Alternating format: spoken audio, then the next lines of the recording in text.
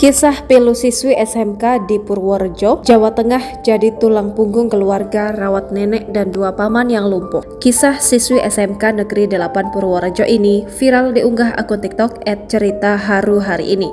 Di umur yang masih muda, siswi bernama Salsabila Putri Aulia terpaksa jadi tulang punggung keluarga. Sejak kecil, gadis muda ini sudah ditinggalkan orang tuanya. Ayahnya menghilang sejak ia lahir, sementara ibunya meninggal dunia saat Salsabila berusia 2,5 tahun. Ia pun diasuh oleh neneknya yang saat ini berusia 70 tahun. Kini Salsabila yang mengasuh nenek dan dua pamannya yang lumpuh dengan kondisinya memprihatinkan. Setiap pagi sebelum berangkat sekolah, Salsa selalu menyiapkan makanan untuk seisi rumah. Nenek dan dua pamannya yang lumpuh karena menderita distonia. Setelah menyiapkan makanan, dia baru berangkat sekolah sambil membawa tentengan dagangan yang dijual di sekolah dan dititipkan di warung. Adapun jarak dari rumahnya yang terletak di Desa Tegal Kuning, Kecamatan Banyu Urip ke sekolah sekitar 3 km. Salsa berjualan demi memenuhi kebutuhan hidup sehari-hari keluarganya. Salsabila juga telah terbiasa mengurus diri sendiri. Diceritakan Salsa ada 10 hingga 20 bungkus aneka ragam jajanan yang dititipkannya ke warung-warung. Ada keripik pare, sosis, keripik pisang, dan rengginang.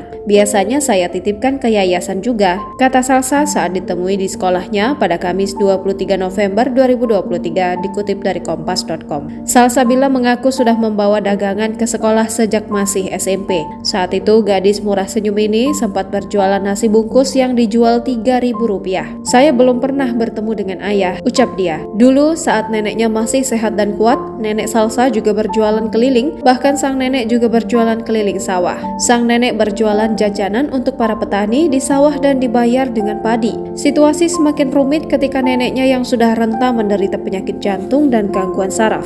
Kini hanya Salsa yang jadi tulang punggung untuk menghidupi 4 orang termasuk dirinya. Karena kesulitan ekonomi, Salsabila kerap puasa bahkan pingsan di sekolah karena lapar belum makan.